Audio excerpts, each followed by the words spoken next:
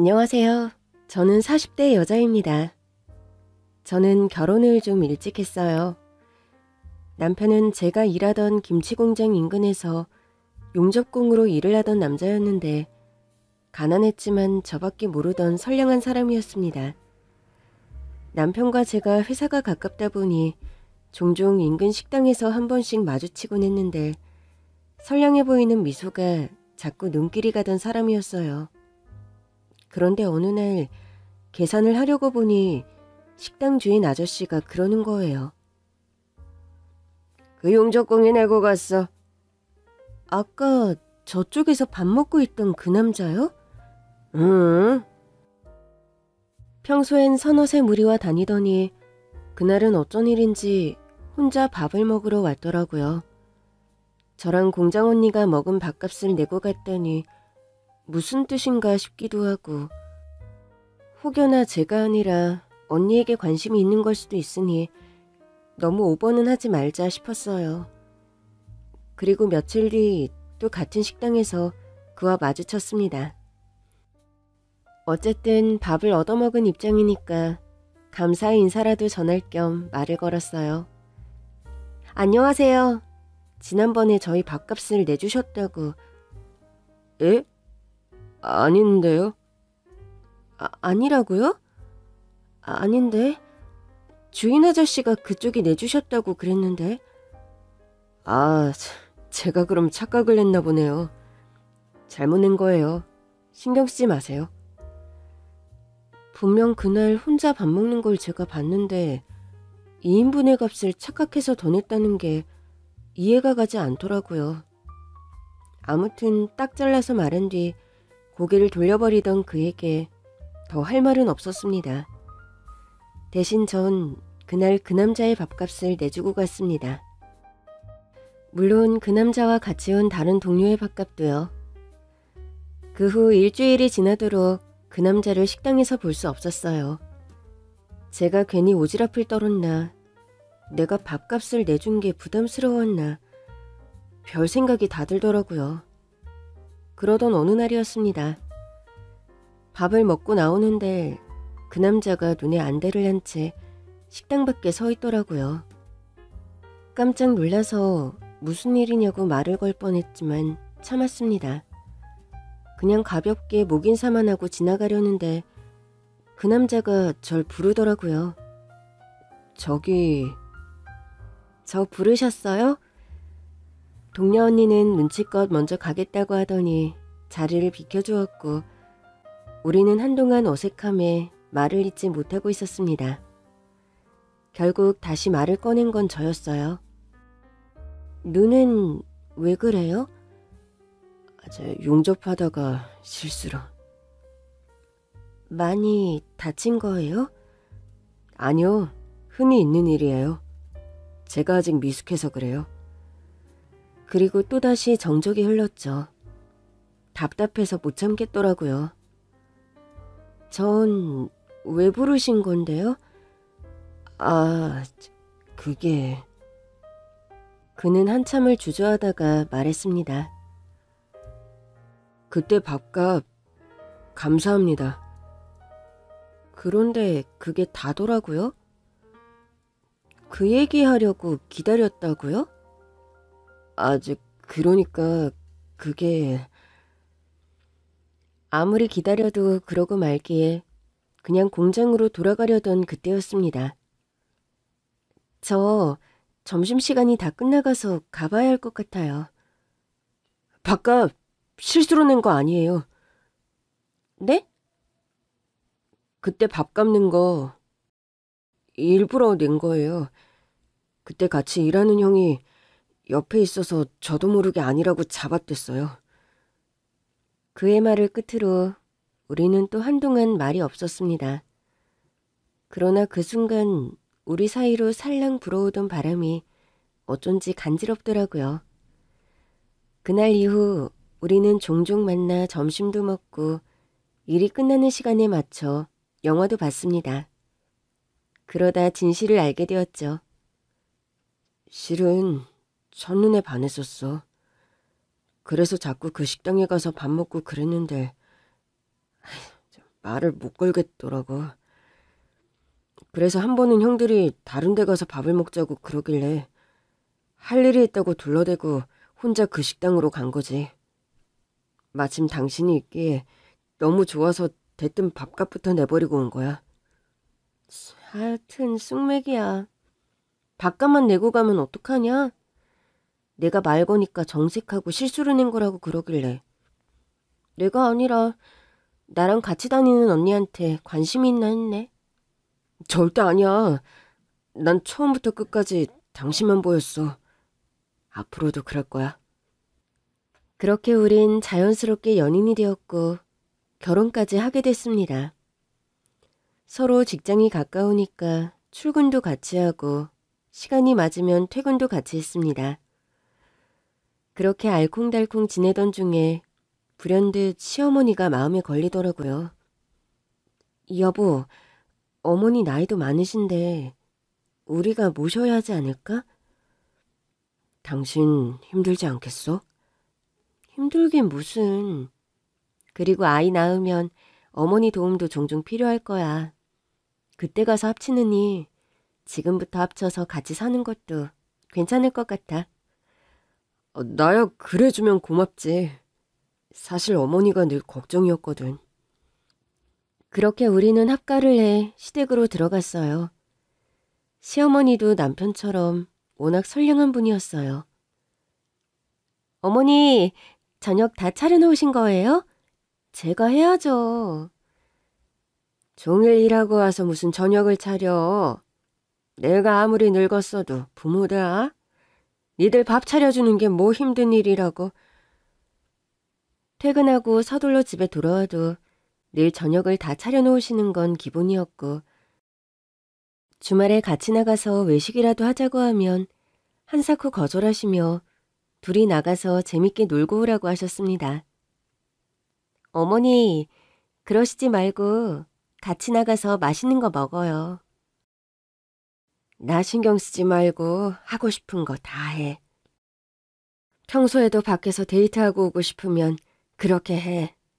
애들 태어나면 그럴 정신도 없다. 한가할 때 신혼도 즐기고 마음껏 놀아. 물론 혼자 계신 어머니를 두고 어떻게 툭하면 나가서 데이트를 하겠어요. 그래도 합가는 참 잘한 선택이다 싶더라고요. 그러던 어느 날 남편의 회사 동료에게서 전화를 받았습니다.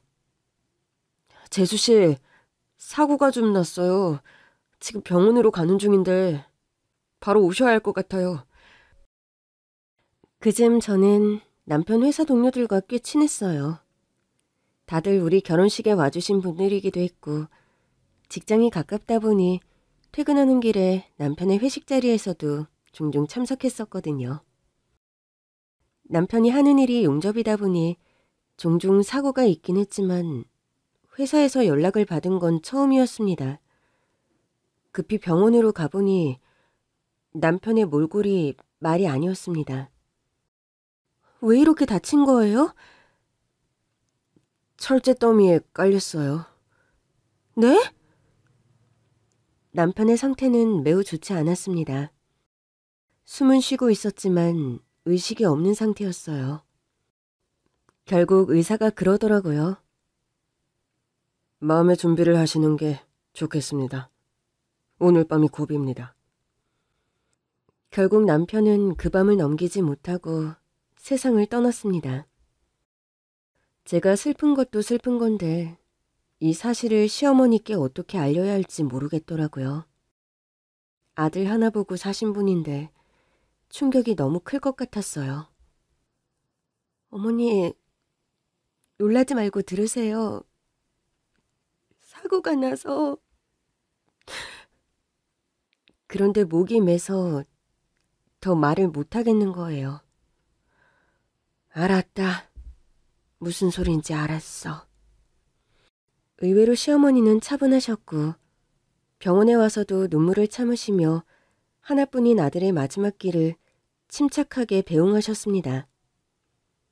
장례가 끝난 뒤에야 시어머니는 참았던 눈물을 쏟아내시더라고요. 아가, 너도 나 떠나서 새 출발해. 행여나 너까지 저렇게 되면 난 살 수가 없을 것 같다. 저는 그런 시어머니와 부둥켜 안고 한참을 울었습니다. 그런 말씀 마세요. 제가 평생 모실 거예요. 저는 혼자 남은 어머니를 외면할 생각이 없었어요. 가족으로 만난 사람들끼리 서로 의지하며 살아야 한다고 생각했죠. 문제는 남편의 회사 사장이 남편의 사고를 산재로 처리해주지 않으려고 했다는 겁니다. 이게 어떻게 산재가 아니에요? 아니, 철제 더미가 거기서 쏟아질 줄 누가 알았겠습니까? 이건 우연히 일어난 사고죠. 일을 하다가 일어난 사고라서 산재인 거예요. 아니, 무슨 그렇게 심한 말을 하십니까? 이게 무슨 산업재해라고 산재니 뭐니 하시는 거예요. 그렇게 말씀하시면 우리 사업장이 무슨 재해를 불러일으킨 것 같잖아요. 정 그러시면 제가 위로금은 조금 드릴게요. 그렇지만 산재 처리는 근거가 없어서 할 수가 없습니다. 남편의 회사 사장은 저에게 미안하다는 말 한마디도 하지 않았습니다. 그러더니 남편의 통장으로 겨우 200만 원을 넣었더라고요. 그게 위로금인 모양이었습니다. 저는 그게 남편의 목숨값인 것 같아 더 서러웠습니다. 이후로도 여러 번 사장을 찾아가 따져 물었지만 나중에는 귀찮다면서 자리를 피해버리더라고요. 저는 결국 소송을 할 생각으로 남편의 직장 동료들을 찾아갔습니다. 증언 좀 해주세요. 변호사하고 상담하고 왔는데 남편이 사고를 당한 구역이 CCTV에도 없는 사각지대라서 동료들의 증언이 필수적이래요. 에? 증언이요? 근데 제가 사고 당하는 순간을 목격한 게 아니라서. 그런데 남편과 함께 밥도 먹고 우리 결혼식에도 왔던 직장 동료들이 전부 발뺌을 하는 겁니다. 그래도 철제에 깔린 건 보셨잖아요. 그게 저는 구출할 때 봤죠. 구출한 다음에 봤어요. 그래서 이게 증언이 될지 모르겠네요.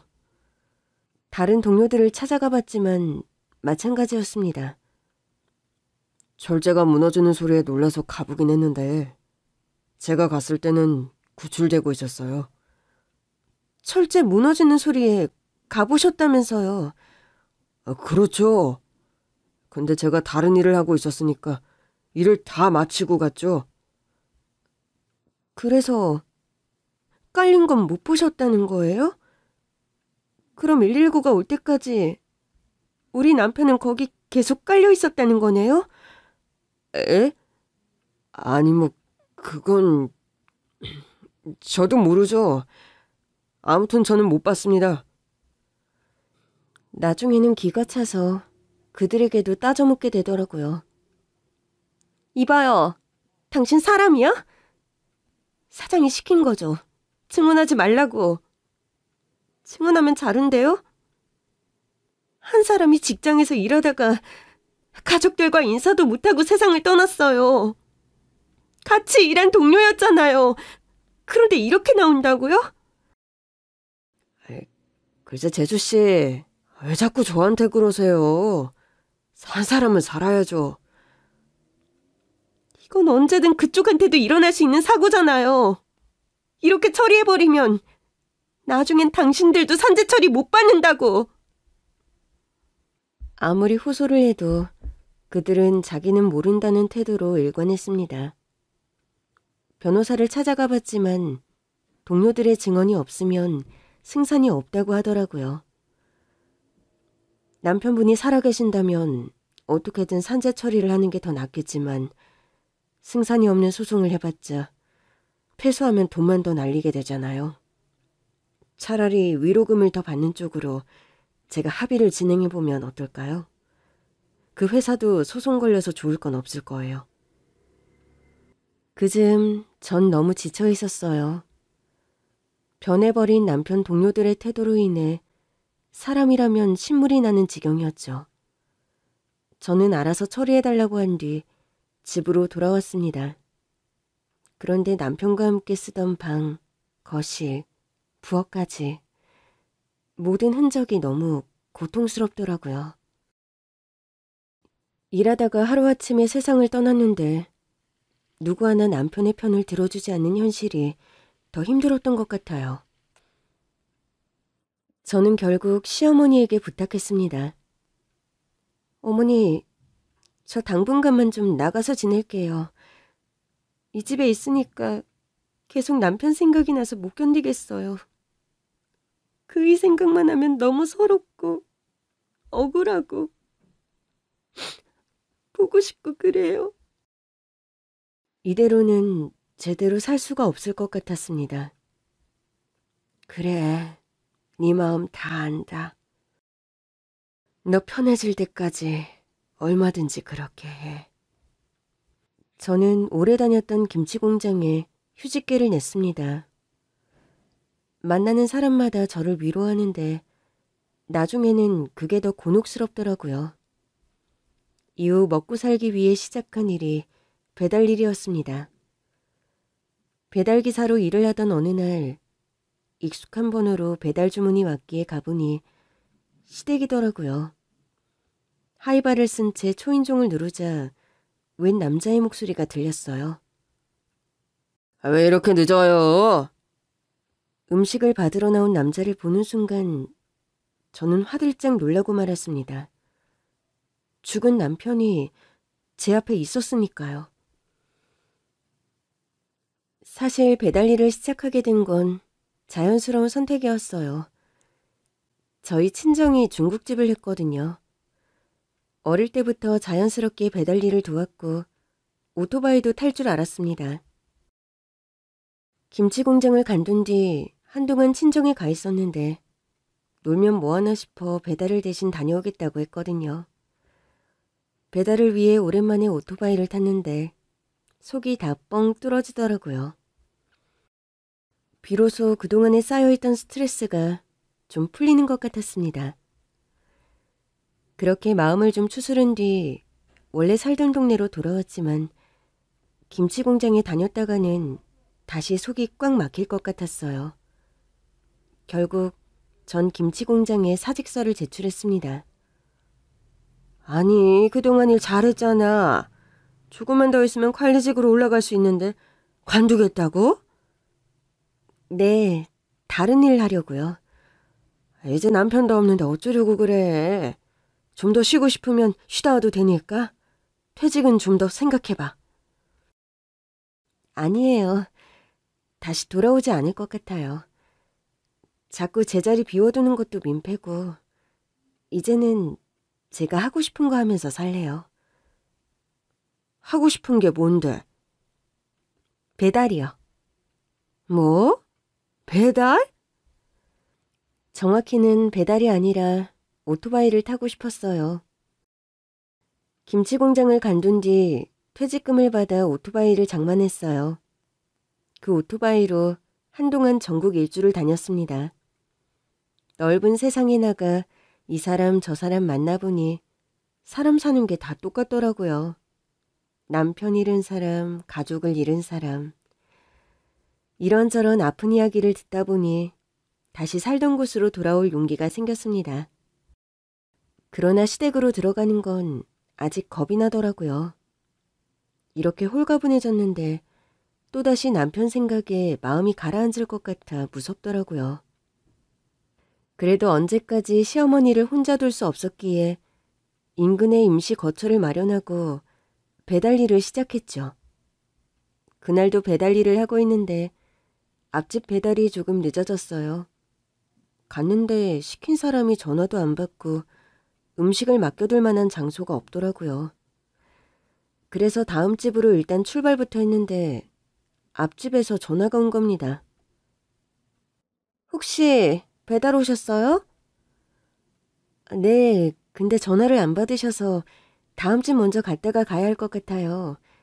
이미 많이 늦어서요. 아니, 우리 집이 먼저인데 다른 집 먼저 가겠다뇨. 당장 가지고 오세요. 저기 김밥 시키신 거 아니에요? 다음 집은 칼국수라 음식이 불 것 같아서요. 전화 안 받으셨으니까 조금만 양해 좀 해주세요. 아니, 내가 안 받고 싶어서 안 받았어요? 화장실에 있느라 못 받았단 말이에요. 그럼 앞에 두고 갔으면 되잖아요. 공용 현관문이 잠겨있는데 어떻게 앞에 두고 갑니까? 그러다 분실되면 제 책임이잖아요. 글쎄, 우리 먼저 갖다 주라고요. 알겠습니다. 이런 진상 손님 보는 게 한두 번 있는 일도 아니었고 일단 앞집으로 돌아가는 게 낫겠다 싶더라고요. 그래도 그 다음 집은 배달 시간이 지났는데도 별다른 연락이 없었거든요. 일단 앞집 배달을 마친 뒤 다음 집으로 가는데 마음이 너무 초조했습니다. 메뉴가 칼국수에 만두였는데 다 불었으면 어쩌나. 이거 제대로 컴플레인을 받겠구나 싶었죠. 다음 집은 시어머니 댁과 같은 빌라여서 길을 잘 아는 곳이었어요. 빌라 정문에 도착해 구체적인 주소를 확인하던 저는 깜짝 놀라고 말았습니다. 주문한 집이 바로 시댁이더라고요. 어머니가 배달 음식을 드신다고? 지금껏 어머니가 배달 음식 드시는 걸 본 적이 없었기에 설마 시댁에서 음식을 시켰을 거라곤 생각도 하지 못했습니다. 그러고 보니 전화번호도 시어머니의 번호더라고요. 일단 음식을 들고 가서 현관 앞에 서긴 했는데 도저히 초인종을 못 누르겠는 거예요. 그래서 시어머니께 전화를 걸었는데 전화를 안 받으시더라고요. 시댁은 당장이라도 도어락을 열고 들어갈 수 있는 제 집이기도 했어요. 그러나 그 문을 여는 순간 또다시 남편과의 모든 기억이 돌아와 괴로울 것만 같았습니다. 그래도 음식이 더 식기 전에 배달을 해야 했기에 저는 하이바를 벗지 않은 채 초인종을 눌렀습니다. 왜 이렇게 늦어요? 인터폰으로 저를 확인한 건지 웬 남자가 버럭 소리치며 문을 열더라고요. 좀 이상했습니다. 시댁에 남자가 있을 리가 없었으니까요. 죄송합니다. 앞집 배달이 좀... 그러나 전 제 앞에 있는 남자를 보는 순간 말문이 막히고 말았습니다. 여보? 환상을 보는 줄만 알았어요. 너무 오랜만에 집에 온 거니까. 남편이 그 문을 열어주는 것 같은 환상을 본 건가 싶었죠. 이거 꿈이야? 지금 당신 내 꿈에 나타난 거야? 네? 여보? 당신? 무슨 말씀을 하시는 건지. 저 미혼이에요. 그러나 그가 남편과 똑같은 얼굴로 미혼이라고 말하자 울컥 화가 나더라고요. 당신이 어떻게 미혼이야? 내가 당신 와이프인데. 에? 아니, 배달도 늦게 오셨으면서 웬 헛소리까지. 그 남자가 배달이라는 단어를 꺼내는 순간 정신이 번쩍 들었습니다. 예? 분명 남편과 똑같이 생긴 사람이었는데 태도하며 표정이 많이 다르더라고요. 아니, 칼국수랑 만두를 시켰는데 이렇게 늦게 오시면 어떡해요? 혹시나 사고 날까봐 전화는 안 했는데 이건 좀 너무하죠? 얼른 주세요. 다 본 거 아닌지 모르겠네. 그러면서 음식을 확인하는 모습을 보는데 자꾸만 남편과 겹쳐 보이는 겁니다. 저는 그제야 정신이 돌아왔고 그 집이 시댁이라는 것을 깨달았습니다. 그때였어요. 좀 늦을 수도 있지. 뭘 그래. 엄마 시장하시잖아요. 아유, 괜찮아. 저기 기사 양반. 괜찮으니까 조심히 가요. 그러나 그 남자가 시어머니를 엄마라고 부르는 순간 저는 더는 참을 수 없었습니다. 시어머니가 문을 닫으려는 순간 저는 문을 붙잡았어요. 아니 기사 양반, 왜 그래요? 시어머니가 당황한 얼굴로 저를 봤습니다. 양반이 아닌가? 여자분인 것 같네? 제가 하이바를 벗자 시어머니는 화들짝 놀라셨습니다. 아가! 시어머니의 말에 남편과 똑같이 생긴 그 남자도 저를 봤어요. 다시 봐도 너무 남편과 똑같아서 저는 시어머니를 붙잡고 물었습니다. 어머니, 이게 어떻게 된 거예요? 저 사람 우리 그이 맞죠? 어떻게 된 거예요? 살아난 거예요? 근데 기억을 잃었어요? 시어머니는 난처한 듯 보였습니다. 그게 말이다. 어머니, 얼른 말해주세요. 저 사람 그이 맞잖아요. 시어머니에게 아들은 남편 하나뿐이었습니다. 그러니 그 사람이 제 남편이 아니고서야 다른 누구라고 설명될 수 있는 상황이 아니었습니다.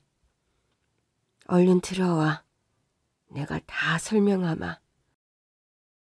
마침 시댁이 마지막 배달지였습니다. 저는 일단 안으로 들어갔어요. 분명 제가 살던 집인데 남편처럼 보이는 남자가 안에 있자 선뜻 들어갈 수가 없더라고요. 참 이상한 순간이었습니다. 분명 남편이 그 집 안에 있는데 낯선 그림처럼 느껴지는 거예요. 내 아들이다. 시어머니의 말에 저는 숨이 멎는 것 같았습니다. 그런 거죠? 그이 맞는 거죠? 부엌에 있던 그 남자도 거실로 나왔습니다. 엄마, 왜 안 오시고 배달기사를 집으로 들인 거예요? 그러나 곧 그 남자도 저를 알아보더라고요. 혹시... 맞아, 네 재수 씨야. 어머니, 그게 무슨... 재수 씨라니요. 저는 이 사람 아내죠. 저는 남편이 기적적으로 살아난 거라고 생각했습니다. 다만 기억을 잃어서 저를 기억하지 못하는 거라고 믿었어요. 그러나 시어머니는 저를 다독이며 말씀하셨습니다. 많이 닮았지? 내 큰아들이야. 어머니 큰아들이라뇨. 어머니 아들은 우리 그이 하나였잖아요. 혹시 충격 때문에 뭔가 기억이 잘 안 나세요? 아니야. 나 기억 멀쩡해. 그러자 그 남자가 저에게 다가와 정중하게 인사를 하더라고요. 아까는 헬멧을 쓰고 계셔서 얼굴은 못 알아봤어요. 제 동생 결혼 사진에서 봤습니다. 처음 뵙습니다. 저는 그 녀석 형이에요. 그러면서 저에게 손을 내미는데 손이 덜덜 떨렸습니다. 여전히 남편이 저에게 손을 내미는 것만 같았거든요. 그 손을 잡는데 알겠더라고요. 그는 제 남편이 아니었습니다. 제 남편은 늘 손이 뜨거운 편이었거든요. 그런데 손이 너무 차갑더라고요. 이거 꿈 아니죠? 꿈 아닙니다. 저 그 녀석 형 맞아요. 그런 얘기 들은 적이 없어서... 저는 시어머니를 봤습니다. 시어머니는 눈물을 흘리고 계셨어요. 나도 둘째도 말을 안 해줘서 그래. 우린 얘가 죽은 줄만 알고 있었거든. 그러니까 진짜로 우리 그이한테 형이 있었다고요? 알고 보니 그 남자는 정말 제 남편의 형이었어요. 우리 집이 워낙 가난했다 보니 큰애가 사춘기 때 방황을 많이 했어. 시어머니의 말씀에 아주버님은 민망한 듯 고개를 숙였습니다.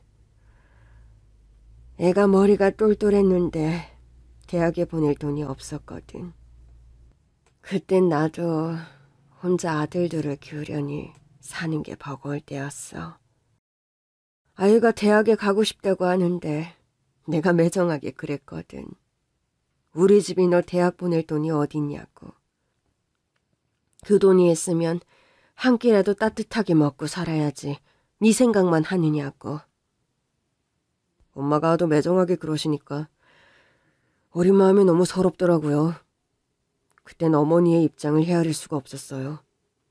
실은 어머니 말씀대로 제가 이기적이었던 거죠.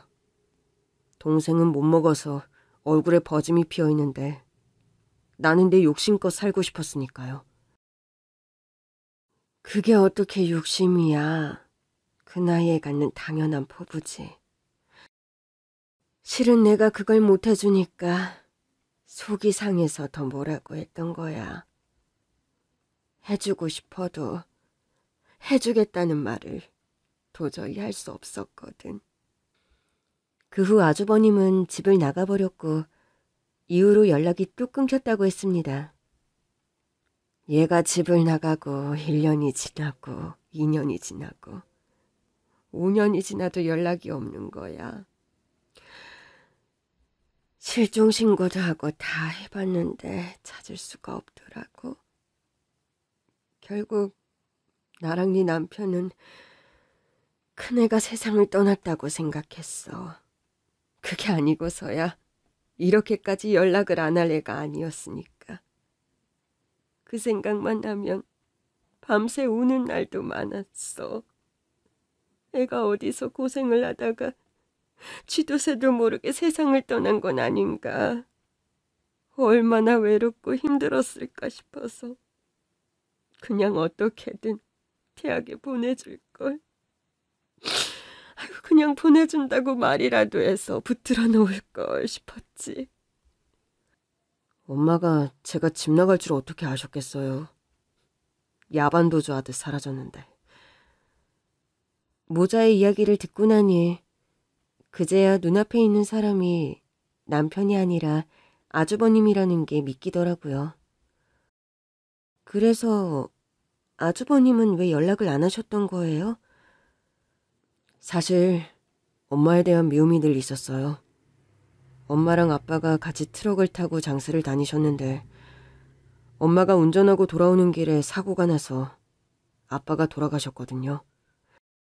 그 후로 엄마가 운전하는 차에도 안 탔고 엄마가 싸준 도시락도 안 먹고 엄마가 하라는 건 하나도 안 했어요.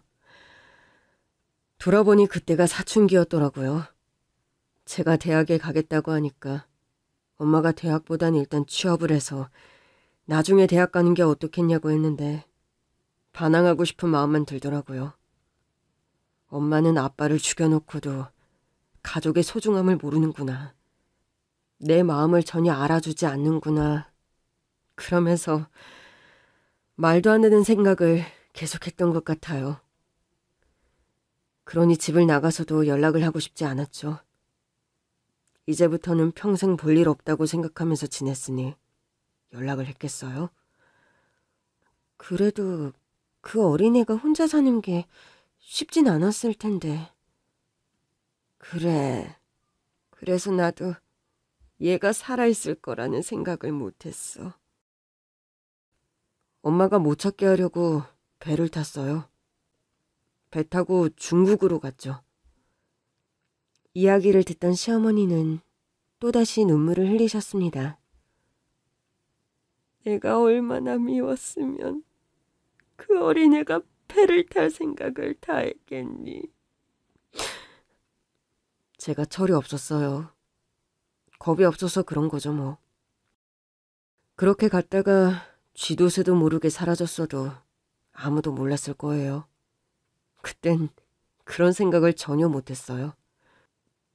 그럼 언제 돌아오신 거예요?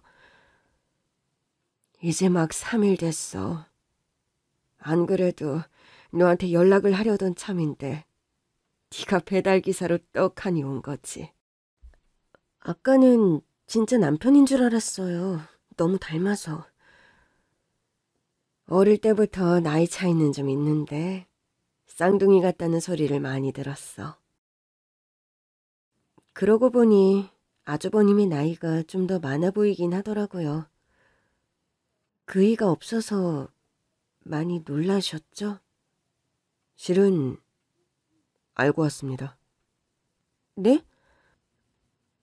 먼 중국 땅에서 연락도 안 하고 지내던 사람이 어떻게 동생의 부고를 알고 온 건지 의아했습니다. 사실 제가 회사를 운영하는데 동생이 다니던 회사의 가장 큰 고객이었어요. 정말요? 네. 그런데 얼마 전에 그 회사 사장이 중국으로 저를 만나러 왔었거든요. 재계약을 앞두고 있거든요. 와서 비싼 식사도 대접하고 그러길래 흔히 있는 일이라 그러려니 했었어요. 그런데 그 사람이 대뜸 최근에 자기 회사에 골치 아픈 일이 있었다면서 사장 노릇이 힘들다고 하소연을 하더라고요.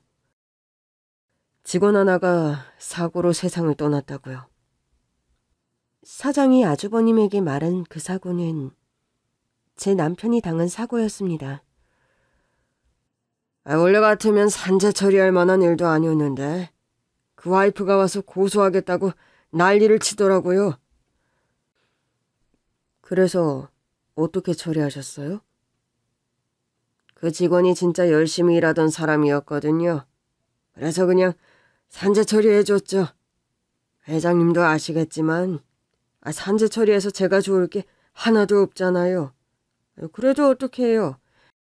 직원들 아끼는 마음으로 했죠. 잘하셨네요. 그래도 내 회사에서 일하다가 세상을 떠났으면 책임지는 마음을 가져야죠. 회장님은 제 마음 알아주실 줄 알았습니다. 제가 이렇게 힘들게 산다니까요. 그 사장은 아주버님의 마음에 들기 위해 자신이 한 선행과 노고에 대해 열심히 떠들어댔고 아주버님은 그 얘기에 재계약을 마음먹었다고 했습니다. 저랑 오래 계약을 한 사장이라 저를 잘 알았던 거죠. 우리 회사가 약자들을 돕는 사업과 기부도 많이 하고 있었거든요. 말도 안 돼요. 그 사람 우리 남편한테 산재 처리 안 해줬어요.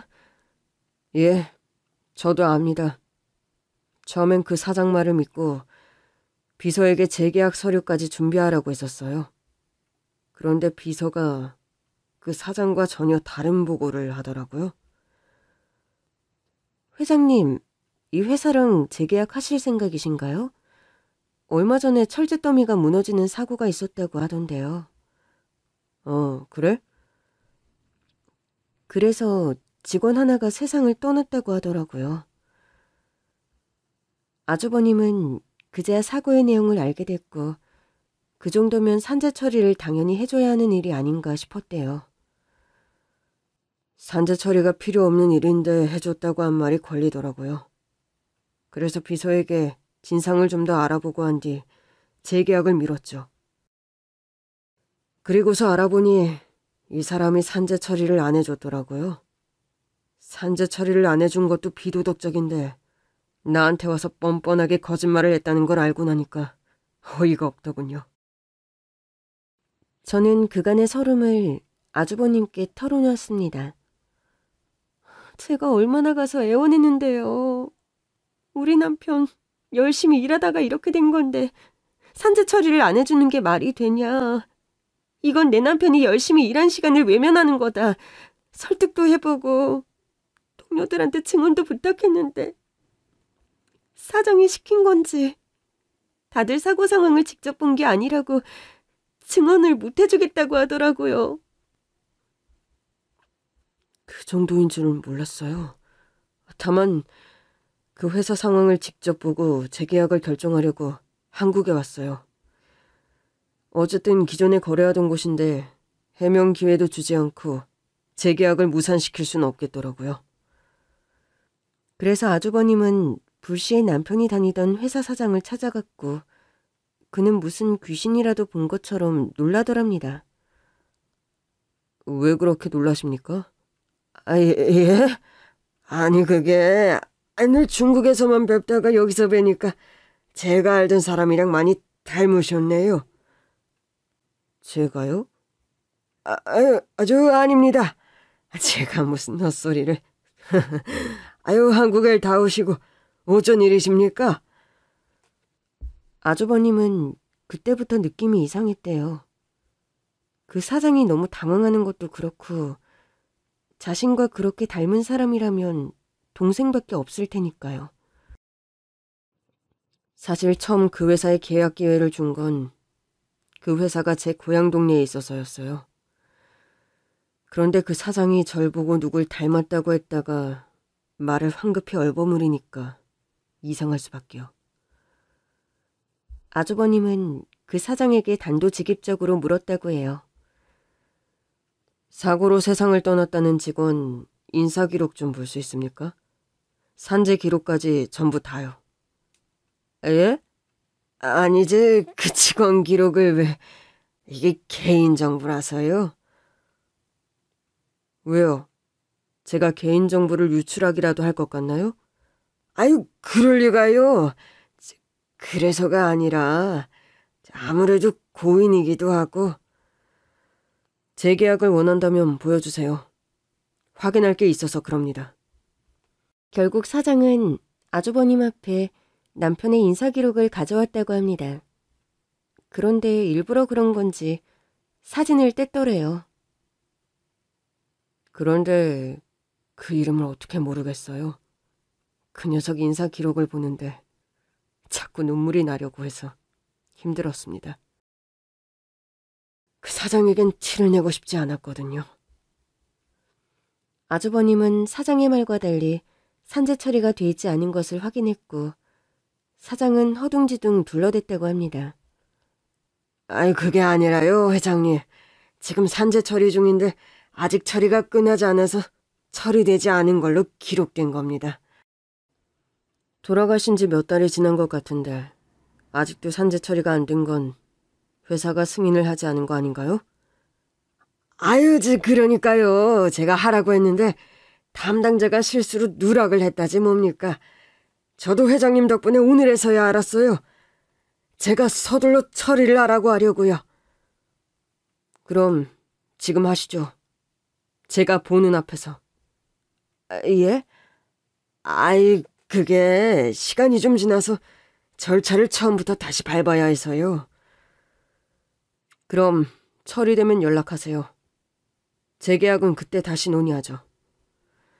계속 눈물이 날 것 같아서 아주버님은 서둘러 자리를 떠났다고 했습니다.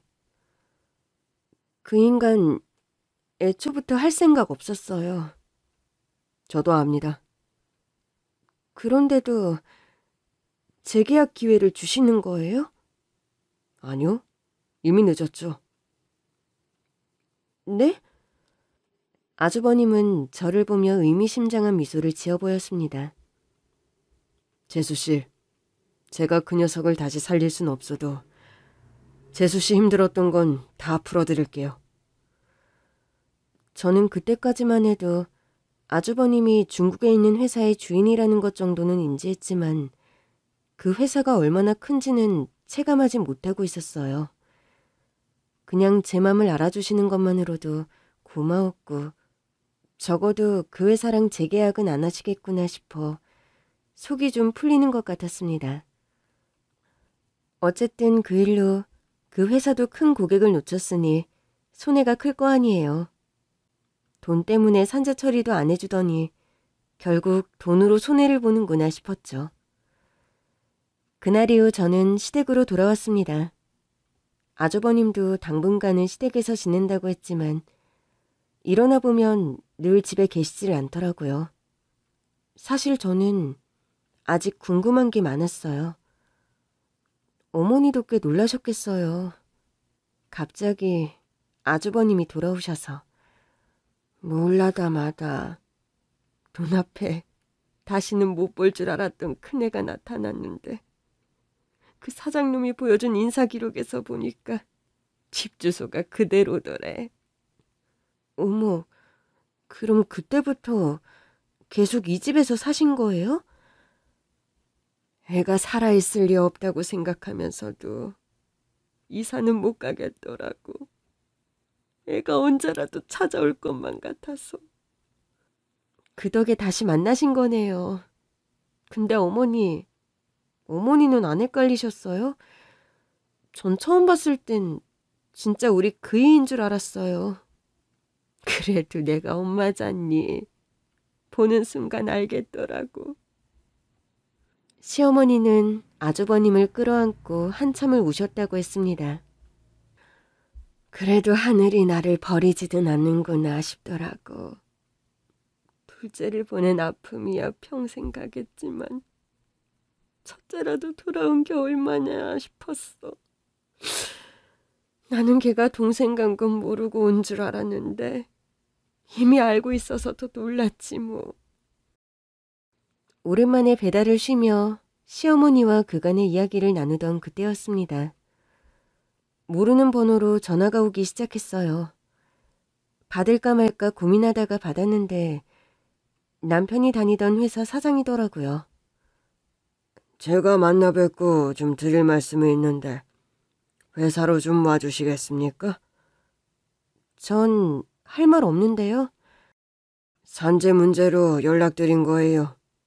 오시는 게 이득이실 텐데요. 사장은 상당히 건방진 투였습니다. 그러니까 인심 써둘 테니까 나더러 와라 이거예요? 솔직히 말해 인심 맞죠? 그동안 그 친구가 열심히 일한 것도 있고 이제라도 처리해 드릴까 하고 있으니까 일단 와보세요. 맘 같아선 당장이라도 끊어버리고 싶었지만 가보기로 했습니다. 도대체 무슨 소리를 더 하려고 이러나 궁금하더라고요. 갔는데 사장이 다리를 꼬고 앉아서는 일어날 생각도 안 하는 거예요. 와서 앉으세요. 그러면서 턱끝으로 소파 자리를 가리키더군요. 기도 안 찼지만 일단 앉았습니다. 산재 처리해 드릴 테니까 사진 몇 장 찍어줄 수 있죠? 곧이어 여러 번 본 사장 비서가 사진기를 들고 들어오더라고요. 그럼 찍을까요? 그러나 전 비서에게 가서 사진기를 빼앗았습니다. 아니, 왜 이러세요? 사진 안 찍을 거니까요. 그러자 사장이 버럭 화를 내는 겁니다. 아니 해달라고 난리칠 땐 언제고 사진 한 장 안 찍겠다는 거예요? 가는 게 있으면 오는 것도 있어야지. 산재 안 받아요. 그럼 됐죠? 저는 그대로 사장실을 나가려고 했습니다. 그제야 사장이 달려와서 저를 붙잡더라고요. 아니 도대체 왜 이러는 거예요?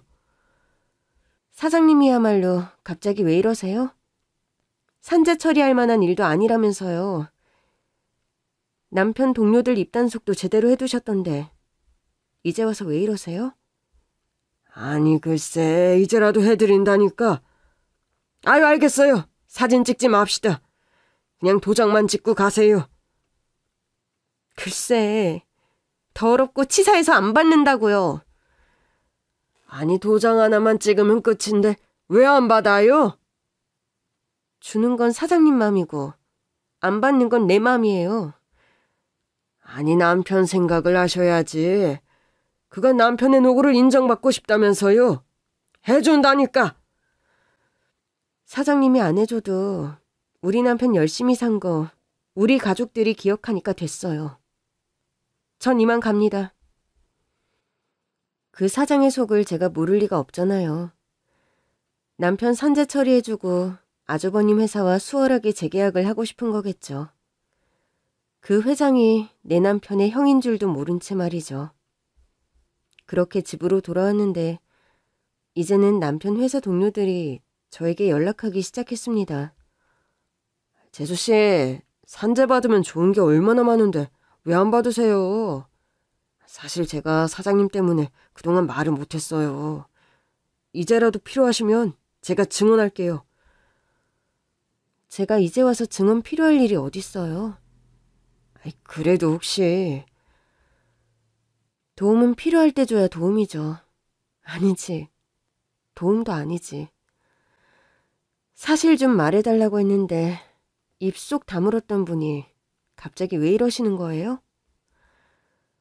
또 다른 동료들도 산재 처리를 받는 게 좋지 않겠냐며 자꾸 훈수를 두기에 전부 번호를 차단해버렸습니다. 그렇게 애원할 때는 한 번을 안 도와주더니 이제 또 사장이 시키니까 저한테 전화를 건 모양이었어요. 그래도 제가 듣질 않으니까 그 사장이 선물 바구니를 들고 집까지 찾아오더라고요. 아니지, 사장님. 도대체 왜 이렇게까지 하십니까? 저도 며느리도 이제 산재 처리 필요 없다니까요. 어머님, 제가 그 친구를 얼마나 아꼈는지 모르실 겁니다. 예, 전혀 모르겠어요. 예? 이제와 이래봤자 달라지는 거 없으니 돌아가세요. 사실 그때 아주버님도 집에 계셨거든요. 저랑 아주버님은 숨죽인 채 그 모습을 보고 있었습니다. 어머, 우리 어머니 맞으세요? 저렇게 매몰차게도 말씀하실 줄 아는구나. 젊을 때는 더 하셨어요. 그땐 살기 어려워서 더 그러셨겠지만. 그렇게 전 시어머니의 새로운 모습도 보고 어머니 앞에서 무릎을 꿇는 사장의 모습까지 볼 수 있었습니다. 사실 그 정도로 속이 꽤 시원했어요. 며칠 뒤 아주버님은 중국으로 돌아가셨습니다. 일이 많아서 일단 가서 처리를 좀 하고 또 오겠다고 하시더라고요. 그렇게 몇 달이 지난 어느 날 깜짝 놀랄 만한 사실을 듣게 됐죠. 아유, 세상에. 둘째가 다니던 회사가 부도가 났다는구나. 네? 어쩌다가요? 원래부터 사장이 비리가 많았던 모양이야. 그게 다 들통나는 바람에 투자처도 다 잃고 망했대. 어머. 둘째가 깔린 철제 관리도 엉망이었다더라. 안전관리를 제대로 안 한 것도 다 걸린 모양이야. 몹쓸 인간 같으니라고. 그래놓고 지들은 책임 없다고 발뺌이나 하고. 불쌍한 내 아들. 그제야 저는 아주버님이 꽤 영향력 있는 사업가라는 것을 체감할 수 있었습니다. 저는 아주버님께 전화를 걸었습니다. 아주버님, 어떻게 하신 거예요? 남편 다니던 회사 재기 불능인 것 같더라고요. 사실 마음이 좀 무거웠어요. 남편을 외면한 사장과 동료들이 믿긴 했지만 직장을 잃었을 다른 직원들을 생각하니 마음이 편하지 않더라고요. 엄밀히 말하자면 제가 한 건 거래를 끄는 거랑 과실에 대한 신고를 한 것뿐이에요. 그 사장이 평소에 회사를 건실하게 잘 운영을 했다면 제가 거래를 끊는다고 망하기까지 했을까요? 좀 힘들기는 해도 다른 거래처를 터서 운영을 이어갔겠죠. 하긴 그런 사람이니까 그이한테도 그렇게 못되게 굴었던 거겠죠. 그럼요.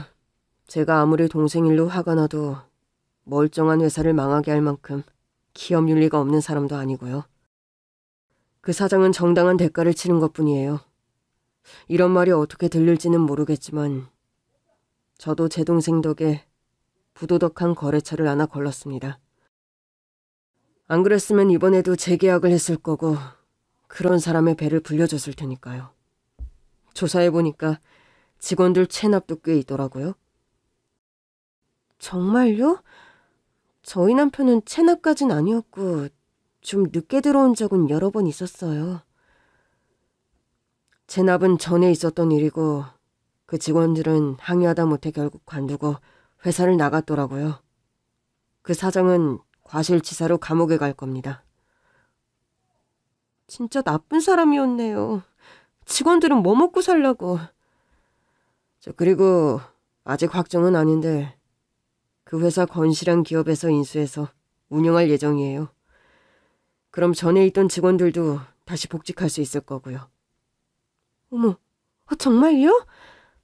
예, 제가 아는 회장님께 부탁을 드렸더니 흔쾌히 인수하시겠다고 하시더라고요.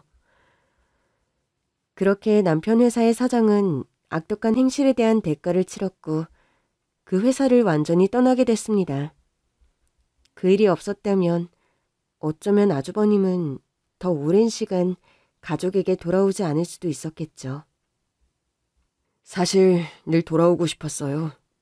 다만 떠나 있는 시간이 길어지니까 용기가 나질 않았죠.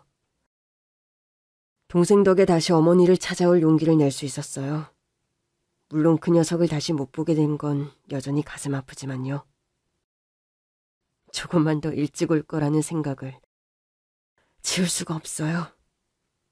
남편의 억울함을 다 풀어주고도 아주버님은 여전히 후회가 남는다고 했습니다. 아주버님은 주어진 환경에서 최선을 다해 사셨고 저희 남편도 그랬어요. 예, 그렇지만 2번 다시는 이렇게 가족의 부고를 듣고 싶진 않네요. 그래서 말인데 재수씨, 어머니랑 같이 제가 사는 곳으로 가는 건 어떠세요? 갑작스러운 제안이라 저는 좀 당황했어요. 시어머니의 아들이니까 따라가시는 게 당연하겠지만 저는 이제 남편도 없는데 괜한 짐이 될까 걱정이었습니다. 아주버님, 저는 괜찮아요. 어머니만 잘 부탁드려요. 얼마나 다행인지 모르겠어요. 남편 떠나고 어머니한테는 자식 하나 없는 것 같아서 늘 마음이 쓰였거든요. 그래서 제가 평생 모시고 살 생각이었는데 이제야 저도 마음이 좀 편해졌어요. 그러니까 재수씨도 같이 가주셔야죠. 우리 가족이신데. 가서 하고 싶은 일이든 공부든 다 하시고 편하게 누리세요. 제가 뭐든 다 해드릴게요. 결국 저는 시어머니와 함께 아주버님을 따라갔습니다. 많이 고민했지만 그 즈음엔 어머니도 아주버님도 제 가족 같아서 따로 살 생각도 못 하겠더라고요. 그리고 많은 시간이 흘렀네요. 요즘도 가족끼리 종종 얘기하곤 합니다. 남편이 우리 가족을 다시 이어준 거라고요. 그래서 앞으로도 서로 의지하며 더 행복하게 살아가려고요. 함께 할 수 있는 가족이 곁에 있다는 것에 감사하면서요.